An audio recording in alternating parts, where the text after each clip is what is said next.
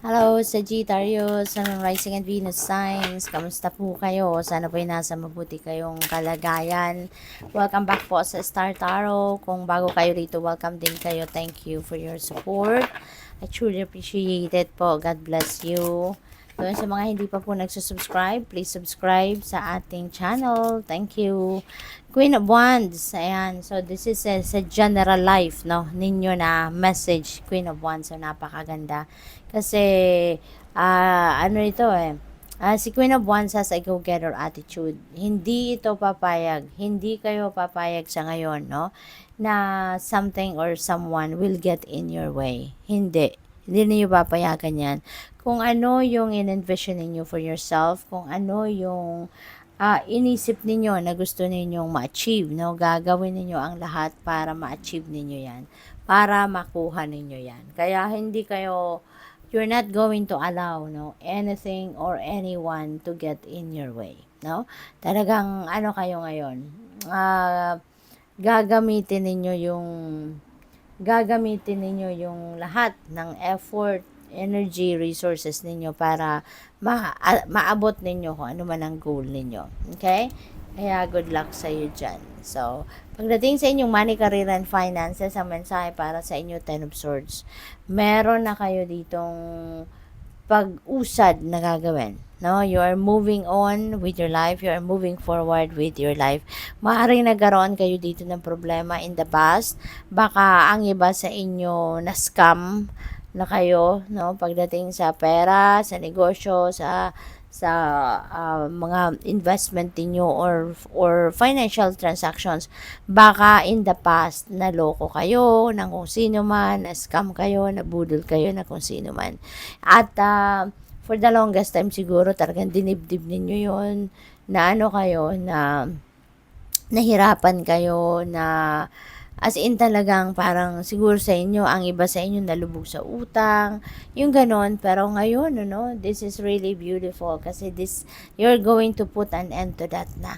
Siguro na nare-realize niyo sa ngayon na wala namang nangyayari. 'Di ba? Na by harboring all those negativity, no, na naramdaman ninyo, yung galit ninyo sa tao, na nang scam sa'yo, yung inis ninyo, disappointment ninyo. So, for many months, for many years siguro, 'di ba, hinarbor ninyo yan sa puso ninyo. Kayo lang yung nahirapan, kayo lang naiinis, kayo lang yung nabibisit. Ngayon, maybe you're going to realize na it's about time na mag-bounce back na kayo sa buhay.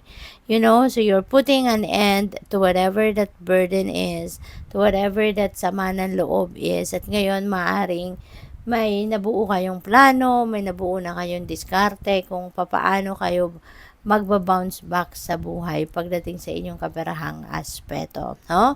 So, maybe ang iba sa inyo is going to start a new job, you're going to start a new business venture, you're going to start a new investment, or kung ano pa man, na regarding sa inyong pera. Baka ngayon, mas lalo kayong magbabudget, mas magiging mahigpit kayo sa inyong financial discipline, yung mga ganon. So, you're moving forward, which is really good, no? Babangon na kayong muli ngayon pagdating sa inyong kaperahang aspeto. Pagdating sa inyong relationships, love and romantic relationships, we have 3 of Pentacles. Ayan. So, pagdating sa inyong relationship, napakaganda kasi you and your person will be working hand in hand, no? Will be working together para na mas maging loving and ang relationship ninyo mas magiging harmonious, stronger, yung mga ganon. So you're going to exert extra effort, no? At hindi lang ikaw, pati yung inyong person. Mag-extra effort kayo para mas lalong maging closer kayo, harmonious, and mas magiging matatag, matibay ang inyong relasyon. So, which is really, really beautiful. Kasi, magpapakita dito na you're going to exert an effort, no? Magpapakita kayo sa person ninyo kung gaano talaga siya din kahalaga sa inyo, siya din kung gaano ka kahalaga sa kanya. Kasi mag-e-effort, no? Parehas kayong dalawang mag-e-effort. So, final message ninyo, tignan natin. And I would like to say thank you muna doon sa mga hindi nag-i-skip ng ads. Maraming salamat for your time. At doon po sa mga nagsisend ng donation, nagsisend ng super thanks, maraming salamat po for sharing your blessings with me. God bless you more. So final message ninyo, a new romantic cycle begins. Wow. So mayroon ditong bagong relationship na pwedeng mabuo kung kayo ay single pa, lalo-lalo na baka kayo ay may bagong love connection, no? Baka kayo ay merong papasuking relationship ngayon na masasabi ninyong official na magiging kayo na, no? Lalo-lalo na kung meron na kayong kaligawan, yung gano'n. So, baka ngayon magiging official na na magiging kayo. Possible din, no, na kung kunyari, nasa existing na kayong relationship, maaring meron ditong magbabago ng relationship dynamics, no? So, siguro, ang iba din sa inyo, parang mas magle-level up ka, no? Magle-level up ka ng inyong relasyon.